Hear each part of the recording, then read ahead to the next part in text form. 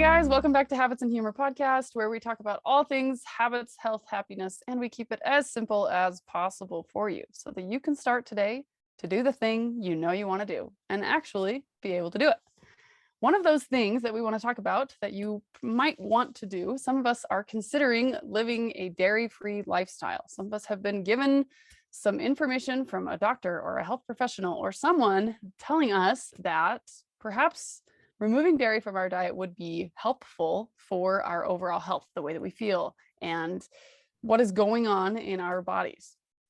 So today I wanted to bring on a guest who has a phenomenal amount of experience in this area and he has a very intense dairy intolerance. And so I know that he cannot have it at all. And so I thought he would be a good guest to come on here. Welcome to the show, John Staab. Thank you. Appreciate that. Yeah, thanks for being here, John. So let's just start. I mean, where did you find out about your dairy intolerance and what kind of made you start to live this way, to have this be part of the way that you eat? Yeah, so I think first we should say that dairy usually includes eggs. And so mine is more of a milk intolerance as opposed to a dairy. So dairy usually includes eggs. And I just want to be really specific on that. But when I was a teenager, about 16, I was in high school and I would get these shakes. I was working out a lot. I wanted a lot of calories. And so I'd get these peanut butter milkshakes and just thought it was a really great way to get a lot of calories. And then I'd noticed the next day or two, I actually started to get a mild cold-like symptom. And so stopped eating the shakes because I thought maybe they had something wrong with their peanut butter or something. Wasn't really sure what was going on. And then it just got worse. And I would get sick, and I got so sick I couldn't even swallow anything. My throat was inflamed. I had ulcers on my gums. It was just absolutely horrible. And so I would stop eating, of course, and I'd get better. Not knowing that I was allergic to the whey protein in milk, I would actually start eating again, my normal diet, and then I'd get sick again. And that went on for about 1.5 years. And it was so bad that I was almost at the point where I wasn't going to graduate because I couldn't get to class. I was so sick. Wow. Went to a regular doctor. He diagnosed me with a sinus infection, which was correct, but we didn't know what was causing the sinus infection. Ultimately went to a naturopathic physician. And for some reason, she just picked up on it. And she says, I think you're allergic to whey protein. So we went on what's called an elimination diet. And I cut out everything but chicken and broccoli and rice. And I was doing great. Started adding foods back in. And as soon as I did anything that had raw milk in it, cheese, sour cream, milk itself, ice cream, didn't matter, got sick. And then over the years, if I ever got exposed to it accidentally, because I obviously try to avoid it, it got really worse to the point where I had to carry an EpiPen and very concerned about getting hospitalized and things like that, even from small amounts of milk. Wow. So it kept getting worse as you got older. Very much so. Yeah. Interesting. I think a lot of allergies that we have as kids usually tend to get better as we get older and not as intense. So do they explain to you why it tended to get worse as you got older? Or do you have any idea on the progression of that? No, have absolutely no idea. And, talking about my food allergies, I've come across people that I've met people that lived on the East Coast and would eat shellfish all the time. And they'd come over here and eat West Coast shellfish, being an adult, and just couldn't eat it.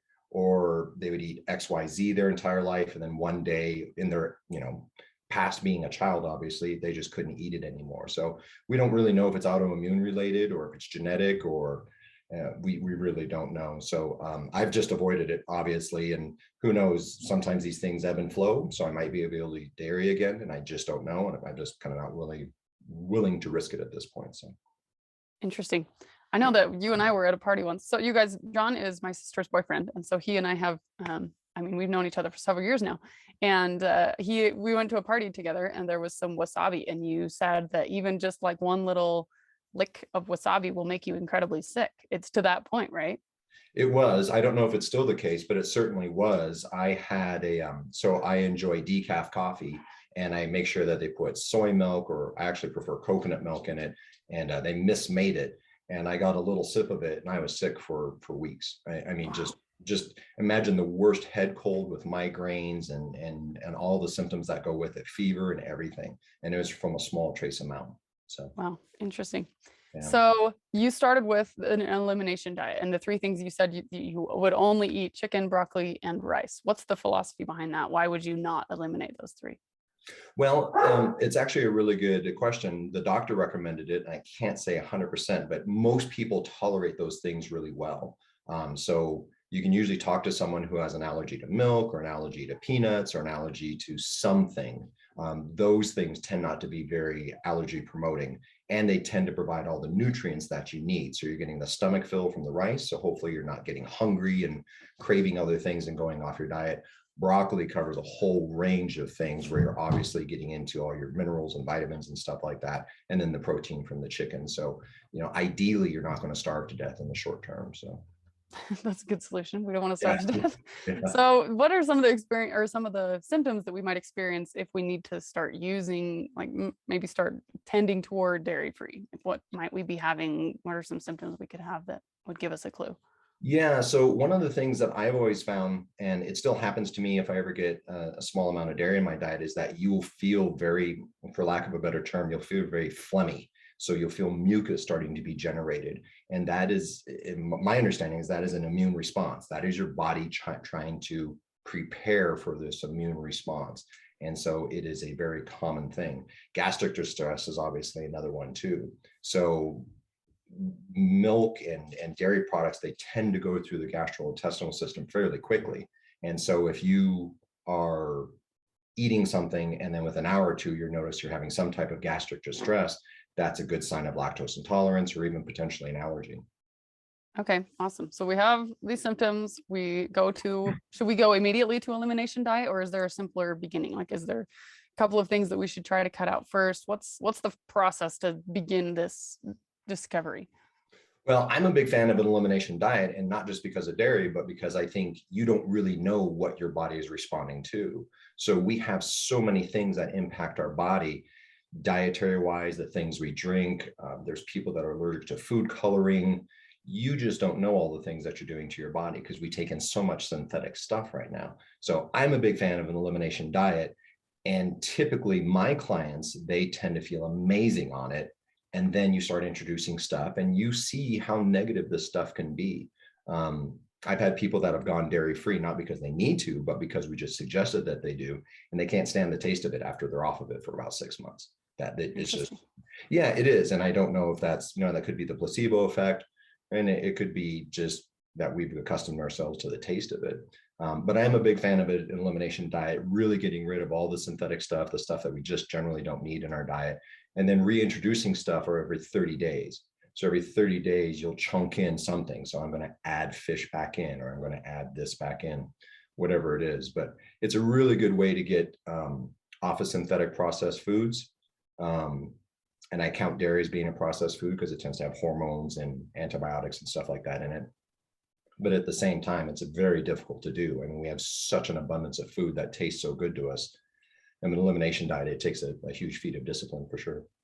Yeah. So you're saying 30 days at a time. Usually I recommend my clients do, a consistent 72 hours of a change, but 30 days. How in the world are we supposed to manage that? Give us some tips on how to get through a 30-day elimination. Yeah, well, what I do is I try to do what we call an evolutionary process versus a revolutionary process. And what I mean by that is that if we can do something for 30 days, even if it's a small challenge. So I have a client right now, he drinks a ton of Diet Mountain Dew, or at least he used to. And so he was taking in about 48 ounces to 52 ounces a day. And so you're getting the caffeine, you're getting the artificial sweeteners, you're getting the food coloring and all this stuff. And so I just asked him to cut back one bottle and just do that for a month. And so this gradual process really becomes very easy. And then once you've mastered that step for those 30 days, then you can say, oh, that wasn't that difficult. I'm actually succeeding at it. And I feel that success is what allows people to take on the next challenge. Doing a complete revolutionary change to your diet, it can be really overwhelming. It's hard to be successful, so you don't stick with it. You become depressed because you feel like you're not being successful with your diet, and then you don't see the changes, and so you kind of give up on it. Agreed. One of my favorite quotes is "Success breeds success." It's on my bedroom wall, and I just think that if you can see that you can do something, it encourages you and motivates you from within your brain to realize that, okay, if I can do the simple things, then I can do the harder things. Yeah, I agree. And I think it's a nice positive feedback too. On top of that, if you see a health change, whether you're trying to lose weight or like in myself, I was actually healthy and I wasn't getting sick anymore, then that just reinforces what you said. So it's kind of a double feedback at that point for sure. Yeah, for sure. That's awesome. So what's one of the first things, like one of the first steps in this evolutionary diet, if we're realizing like, okay, maybe diet or maybe dairy isn't good for me, or maybe something, whatever it is, it doesn't necessarily have to be dairy. If there's something that we should eliminate, do you have a recommendation of what should go first? Like what's the most, what's wreaking havoc the most, that maybe if you pull this one out, maybe that will make a big difference? Yeah, well, and I think everything, we should probably back up and say everything we talk about, you should probably consult your doctor, because we can get into some issues where if we go a little bit too far, too crazy. So if you're not sure, talk to your doctor. They obviously have a ton more experience than I do with this stuff. That being said, I don't think you can go wrong by reducing or cutting out sugar out of your diet for sure. And so if you look at some of the most pro-inflammatory things that we have in our diet, usually it's synthetic foods and processed sugar. And ironically, milk has lactose in it, which is a type of sugar. So Pulling sugar out of our diet. All right. So I like that advice a lot. Is there a benefit in my clients programming? We have sugar built into the program so that you can, still enjoy the things you want to enjoy, but it becomes a special occasion kind of a thing. And sure. so is there a benefit to, some days on, some days off? Like for my clients, they get 2 free servings of sugar per week built into the program. Is Sure. that a benefit, or does it need to be like all or nothing? Well, I always go back to ancestral living. Sorry, my dog is here, quiet. I always go back to ancestral living. So if you look at what goes on when our ancestors were on the planet, they weren't able to have all this access to sugar. They didn't have access to all this fruit and everything. So when we sit here as Americans and we look, we take in so much sugar. We take in so much. And I really don't think that the poison is the sugar. I think it's the dosage for sure. Whether it's the amount or the frequency is kind of up for debate, but we do have to be careful that we don't take in too much of the stuff. There are many, many sweeteners out there right now that don't impact our insulin response and don't have a high glycemic index. And so, for example, monk fruit oil or monk fruit oil extract, it has 0 impact on the insulin of your body.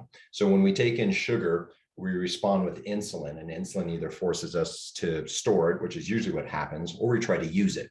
And so, of course, we store this thing as body fat unless we use it.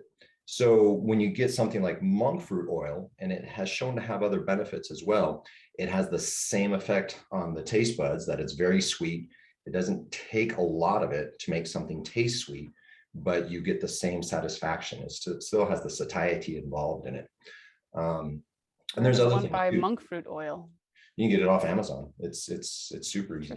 Yeah, you can get it as a powder or as an oil and things like that. Miraculin is another really good one too. So you can take Miraculin, you'll take a lemon and you'll cut a lemon open, bite into the lemon, and of course it's going to be very sour and it's going to be, not very palatable.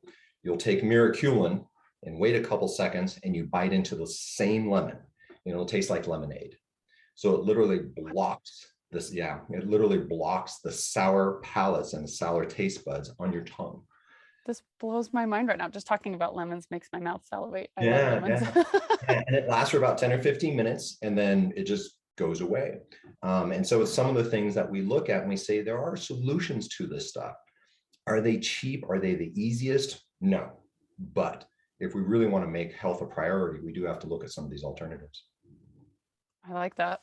Look at the alternatives and just realize like maybe some of the things that we want aren't necessarily the things that we need, and the things that we need should be the things that prioritize over what we want.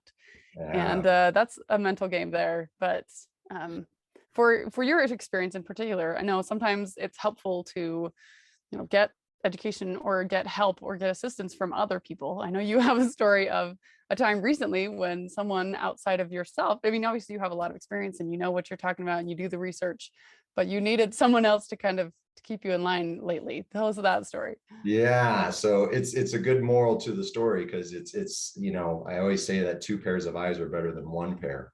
So I do take supplements. I do think we do need to supplement, that it's difficult to get all the nutrients that we need. And I take a variety of things for a variety of reasons.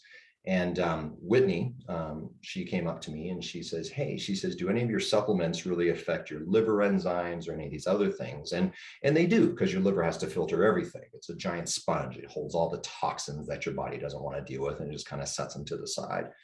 And I said, yeah, of course they do. And she says, you're looking a little jaundiced, and jaundiced means you're getting a little bit yellowish, right? To an extreme version, it can be very life-threatening.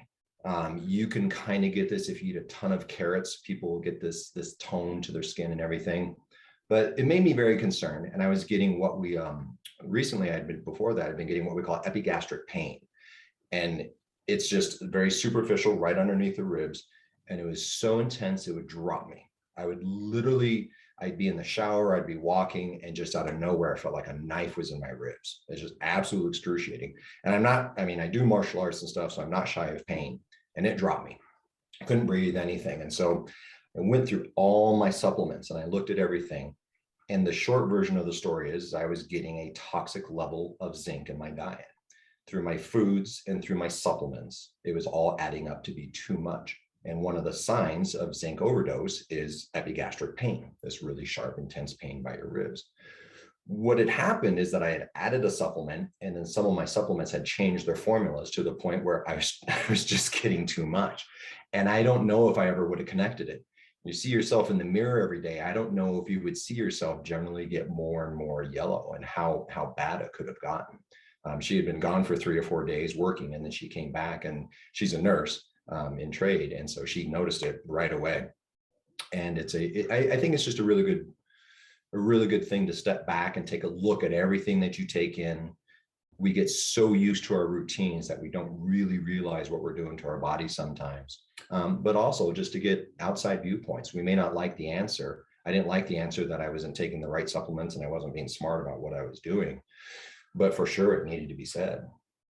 Agreed. I think that story is a great example of you obviously know what you're doing, and she is looking from the outside in and able to see something that you can't see, which is, I think, just a testament to, and then that you listened. I think that's another testament to you, is that sometimes we have that pride or that, I don't know, confidence in ourselves that, oh, I know what I'm talking about, and maybe you don't have the experience here. But to be open to actually listening to, the people around you who are trying to help, who maybe do have a little bit of insight, whether they have expertise or not. It's interesting, or it's smart to just be open to, receiving help from those around you who care about you and who are looking out for your best interest.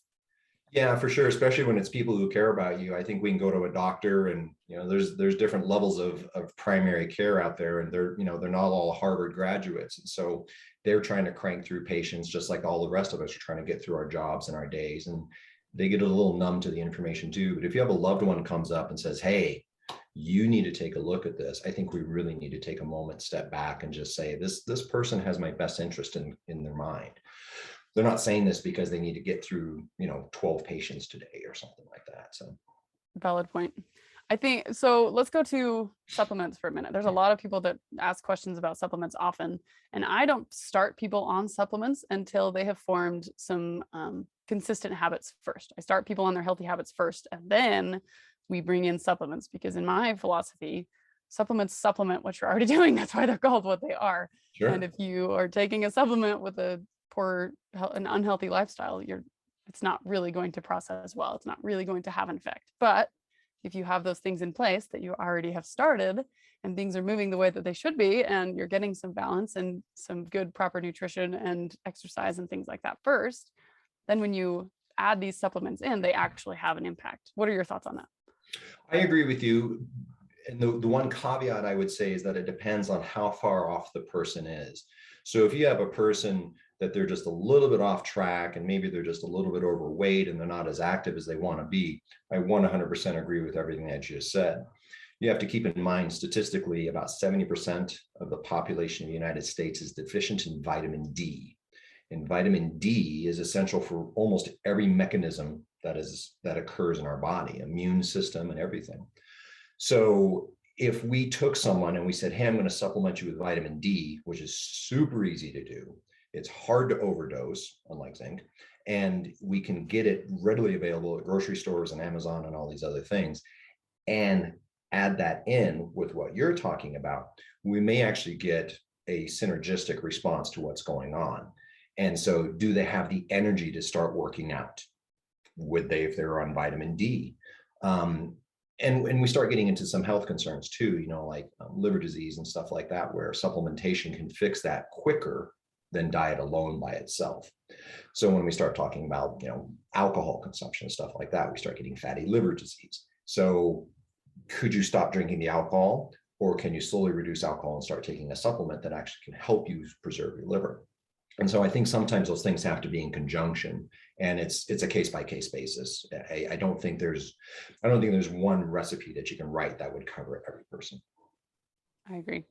Yeah, that's a good point though. The vitamin D especially. I think there are some supplements that will help you from day one, but I think it's hard to tell what is the best method for adding those supplements in. Like, I know that when you have babies, they give you vitamin D drops that you're supposed to give your baby as a liquid.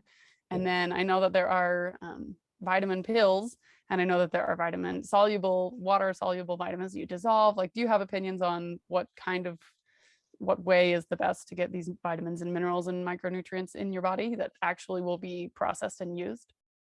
Well, it completely depends upon the vitamin and nutrient. So you'll have some vitamins that are water soluble, and you have some vitamins that are fat soluble. So we'll take vitamin D as an example. Vitamin D, and technically it's not a vitamin, it is a hormone, but it is fat soluble. And so they're showing that if you consume fat immediately before, during, or after your vitamin D supplementation, you have more bioavailability and you absorb it better. So that is one example where we can say, I have vitamin D, but how and when do I take it is just as important as the dosage. So we start looking at and we're getting kind of deep here, but what we get into what we call dissolution versus absorption. So just because it dissolves in the stomach doesn't mean that you absorb it. And calcium is a really big example of that. So when we start talking about milk and dairy, are we reducing our calcium intake? And do we need more calcium? And do we know that vitamin D helps us absorb calcium? So getting back to your question, I think getting our nutrients from our food is by far the best source, but we have to ask ourselves, are we eating the right diet? And does our food still have the same health benefits in it that it had before? Are we getting farm-raised fish versus wild fish? And there are arguments about which one is better at this point.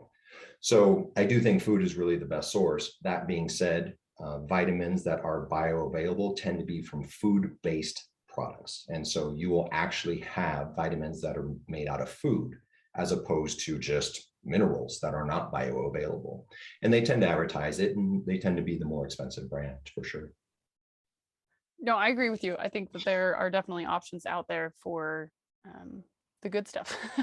And I like that you're saying that it comes from food. Like, if you're reading the back of the bottle and, you see things in there that are like, your superfoods and they're actually listed out there, then you know that those are possibly a good option for you. But again, consider what else you're doing, consider talking to your doctor about this, your professionals, and again, it's going to be personalized to you. So let's rein this back in really quickly here, back to the dairy and some of the things that you've had to eliminate from your diet. A lot of people struggle with elimination because they feel deprived. How do you deal with that feeling? How do you deal with that, thought process? Yeah, well, for me personally, it was very easy because I kind of felt like I either had to do it or else I was going to be kind of incapacitated. And so it was really an easy decision for me. I would say that things are easier for people in general now because they didn't have all the milk substitutes back then. So we're talking 35 years ago that they have now. You didn't have coconut milk. Soy milk was available, but it was hard to find. And so now you actually have dairy-free cheeses and vegan foods and these things that you can pretty much guarantee that they're dairy-free. So that being said, if I have clients that are in the same position that I'm in, I recommend again that evolutionary process that takes time. And so as an example, if you really enjoy having milk with your cereal and you tried some other milk substitute, for example, soy milk, maybe start mixing it in so that you get 20% soy milk and 80% regular milk. and then do that for those 30 days. Like, well, that's not so bad. And keep in mind that these milk substitutes generally are fortified now. They do have calcium and vitamin D and magnesium in them, the same as that our milk does. So we shouldn't be losing nutrients in that regard.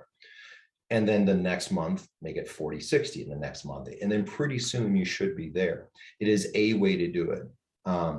I will say there are really good milk substitute foods out there that are really good. And I've had people try them and they can't tell that they're dairy free. The science has gotten so good that they know how to affect our taste buds and our satiety so that we can say, yeah, this is really satisfying. Are there ones out there that don't taste as good? Absolutely. Absolutely. And so, for example, if anyone out there wants to try a dairy-free alternative, there is a type of whipped cream that's out there, and it's made with coconut. And it's the brand, the manufacturer is so delicious, and it's called Cocoa Whip, and it's amazing. It is absolutely amazing. And I've had people actually switch to it because they think it's better than regular whipped cream. Well, that's good to know. Yeah. There are just simple options. So do you buy these? I mean, are these readily available at normal grocery stores, or do we have to look in specific places for these or get on subscriptions? Where do we find these vegan products that are, non-dairy? Yeah, most grocery stores will have them. Obviously, the bigger the grocery store, the wider the selection. In our local area, Brolem's, Fred Meyer, they are both very good sources. And I would say they both have their pros and cons between those two stores, but Fred Meyer, I've been in various states, they almost always have a phenomenal health food section where you can get vegan choices and gluten-free choices and things like that. They tend to be a little bit more pricey, but again, you have to kind of decide what your relevant importance is your health versus budget and things like that. And that's easy to say and it's hard to do, but Fred Meyer and Brolem's, they are both great alternatives to finding those food sources and selections that you just can't get at your average grocery store. You're certainly not going to find them at a convenience store. You're not going to stop at Maverick or AM/PM or 7-Eleven and find these food sources for sure. Awesome. So we need to just plan ahead a little bit and look for what the other options are and then work into it. I like what you said about the adding, the new kind of milk with the old kind of milk and changing the ratio as you go. And then you'll just train yourself to accept it as you go instead of cold turkey or all at once. Sometimes that's a difficult transition to make. So that makes it a little bit easier. So John, tell us a little bit. I know you're talking earlier, you mentioned that you are a martial arts instructor. John taught me and my kids a couple of years ago, and it was so awesome. So I just want to give you the opportunity to tell us what you do. And if you guys are resonating with this information, or if you want to train with John, he's going to tell us, tell us, how do we get a hold of you and what all do you do here? No, I appreciate that. Yeah, I've been doing martial arts for 35 years. So right now I do personal training, both in martial arts and fitness. Obviously, I know some stuff about nutrition. I'm not a nutritionist. I'm not a dietitian, but I feel like I know enough that I can kind of steer people the right way. I do have a website. It's phoenix.fitness. And if you go to that, you can find out more about me and what I do. And yeah, that's basically it. I've been doing this forever. And I find it's a great way to not only help other people, but helps me stay in shape too. So. Wonderful. Well, I appreciate what you're doing, and I appreciate you being here and taking the time to tell us a little bit about your personal experience, as well as, some small, simple things that we can do. And at the end of every show, we like to send our listeners away with 3 habits or 3 small shifts that we can make today so that we can put into action what we've been talking about right here, right now. Do you have 3 habits or 3 simple takeaways for us today? Yeah, absolutely. I think the one thing is that if you can cut back on your sugar, and that may not have anything to do with dairy, but just in general, look at your sugar, calculate it. You'll be shocked at how much you eat. I try to keep to about 25 grams a day, which is low. And that is sugar, not carbohydrates. Carbohydrates are, a big category of sugar. 2, if you're going to make any changes, try to do it over time. It is so rewarding to feel that success and actually see the change of working towards something. If you can do it cold turkey, more power to you. It takes a huge effort, but if you can do it over time, I think people will make those habits last. And the third thing is just make sure you supplement with exercise. Exercise is one of the best cures for almost any disease. Doesn't matter what it is. You'll have someone that comes in and they have type 2 diabetes. Exercise. Exercise is a great cure-all. So those are the things I try to tell my clients in general, for sure.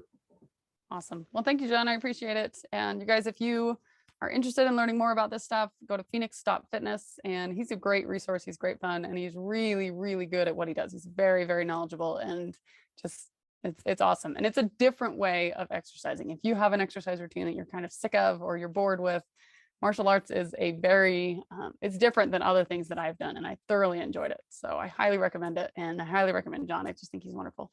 So thanks, John. I appreciate you being here, and I appreciate all your brilliance and expertise that you shared with us. You bet. Thank you. Happy to join in anytime. Thanks for joining us this week on the Habits and Humor podcast, where you come to learn about health and habits and then take action. If you're ready to take action and turn simple habits into massive results that last a lifetime, or you'd like to join our free live call with incredible guests every Tuesday, message me at Susie B Habits. That's SUZIB Habits on your favorite social media platform, and we'll get you in here. Or you can join our free Habits and Humor Facebook group for additional free resources. I'm Susie B, and this is Habits and Humor. Come to laugh, stay to learn, choose to live.